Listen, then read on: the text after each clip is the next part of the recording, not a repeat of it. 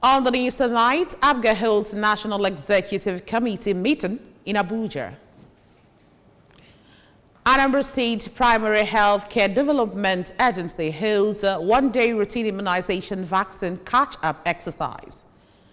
Federal Capital Territory, a High Court rejects a bill application of former Kogi State Governor Bello. On the foreign scene, Brazilian President Lula recovering after brain-bled surgery.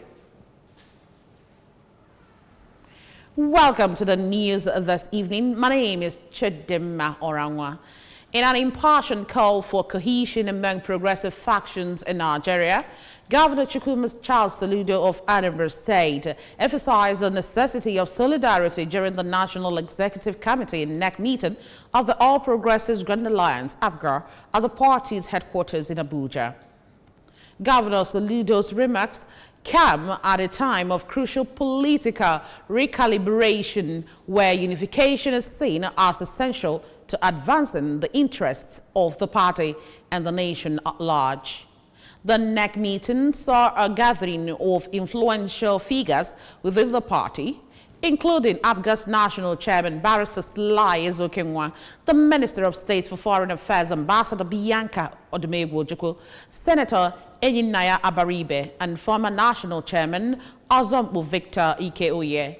The meeting addressed a range of pressing issues affecting the party, leading to the adoption of 7 pivotal resolutions. Among these was the ratification of existing standing committees formed by the National Working Committee, demonstrating a commitment to strengthening the party's internal structure. The federal government has been called upon to make more currency available to save the people from the hardships they are passing through as a result of the ongoing naira scarcity. An industrialist, Dr. Godwin Okafor, who made the call in an interview with the IBS on the problems Nigerians are passing through as a result of paucity of naira following the introduction of electronic money transfer by the central bank. Correspondent Abu Chinwozo filed on this report, taken from our studios. Who is the managing director of Winco4, while describing electronic money transfer as the easiest way of doing business, however, called for the printing of more money to ensure that the less privileged have access to cash. It does affect our business in the sense that transfer sometimes is an issue. Not all transfer that is, especially the small financial institutions. It does affect our business, affect transaction. Affect all kind of does affect us seriously. So I'm calling on the government to look at it very well, see how they can alleviate the problem by making the cash available. For a business executive, Pastor Donatus Ndum, the introduction of electronic money transfer has saved traders the challenges of carrying bulk money in making purchases, but however called for more currency to be made available in order not to force petty traders out of business. I strongly believe that if we have a stronger network here, cashless policy is wonderful. No other way around, because we are still a growing economy. We still need cash because of the level of development in our society. So it has impacted on a level of businesses because you need that money to go to a coca market to buy your condiments. You can't tell an elderly woman that you are doing transfer to buy your go. The Anambra State Primary Health Care Development Agency, in collaboration with the State Ministry of Health and partners, has held a one-day non-residential stakeholders engagement and town hall meeting for routine immunization, vaccine, catch-up exercise. The event held in Awka attracted relevant stakeholders, traditional rulers, presidents general, among others. Correspondent Chibuzo Okoye has details. In the gathering, the Permanent Secretary, Anambra State Minister of Health, Dr. Obegelu Chebu, noted that the meeting was to educate the stakeholders about the upcoming campaign, which was meant to cover children between the ages of 0 to 59 months, children who had missed previous vaccines or had never been vaccinated.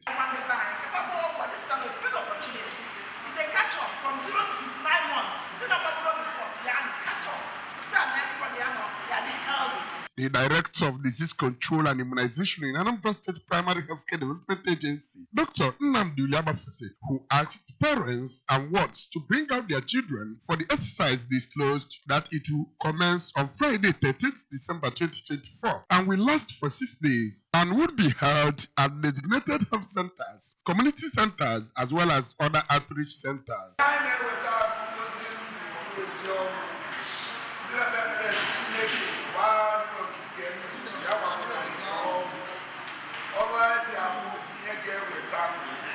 The Anambra State Health Educator, Mrs. Ujonwe Bizna, revealed that this size will hold in 9 local government areas that did not do well in previous exercises, such as Agwata, Idemile North and South, Ihiala, Orumba North and South, Ayamelum, Nnewi South, as well as Anosha local government areas, urging people to utilize the opportunity to vaccinate their children and wards.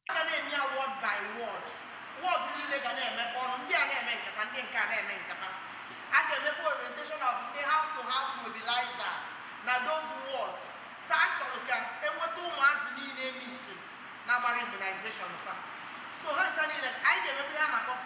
local government. In Oka, this is Chibuzo Okoye for ABS News.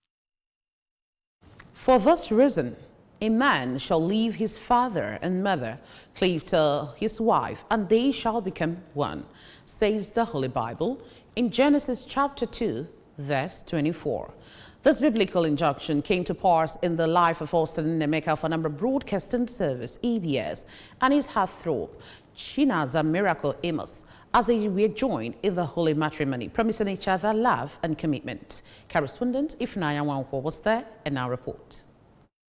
Regional Overseer of Deeper Life Bible Church, Otuocha, Pastor Gamba Elias, tasked the couple with total submission to the will of God and commitment to one another. Parents of the groom, Mr. Michael Nnemeka, and Mrs. Caroline Nnemeka, his brother, Mr. Ignatius Nnemeka, and mother of the bride, Mrs. Monica Chibongo Amos, and her uncle, Pastor John Mba, expressed their joy in the marriage and advised the couple to put God first in all they do, respect and be faithful to each other. Head of Commercial Unit ABS Onitsha, Mr. Valo Gwejiofo, described Austin as a diligent and hardworking person and reminded the couple of the need to run to God in prayer in times of challenges. The couple, Mr. and Mrs. Nnemeka, appreciates God for the successful events, promising to love and cherish each other.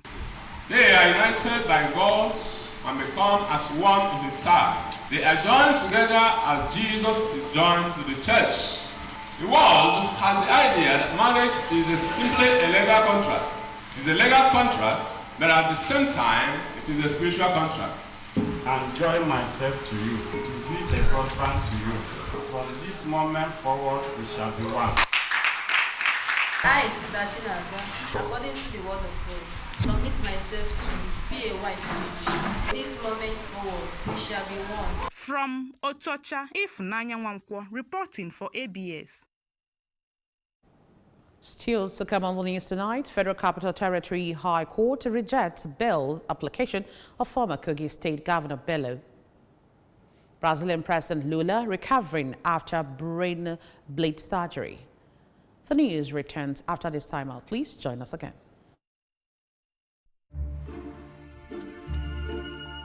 N'ụwa agụ ihe ọma na-agụ.